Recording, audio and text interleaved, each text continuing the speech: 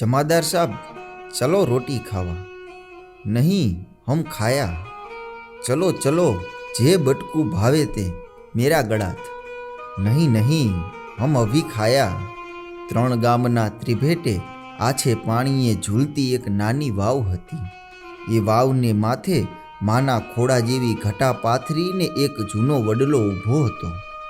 એક દિવસ ઉનાળાને બપોરે એ હરિયાળા દેવ ઝાડની છાયડીમાં વાવને ઓટે 2 જણા બેઠા હતા, એક આરબ ને બીજો વાણિયો।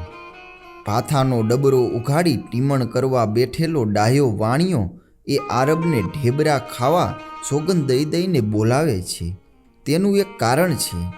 એક તો કાટિયા વર્ણથી સદાય ડરીને ચાલનાર ગામડિયો વેપારી એને ખવડાવી પીવડાવી કે સોપારીનો ઝીણો ભૂકો આપી દોસ્તી બાંધી લે, અને બીજું, આજે આ શેઠ લાઠી ગામે પોતાના દીકરાની વહુને દાગીના ચડાવવા ગયેલા।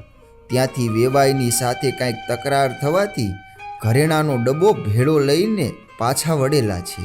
તેથી માર્ગે આવા હથિયારબંધ સંગાથીનો ઓથ જરૂર નહોતો, એટલે જ વાણીએ સોગંદ આપી આપીને આખરે ચાઉસને 2 ઢેબરા ખવડાવીએ જ છૂટકો કર્યો।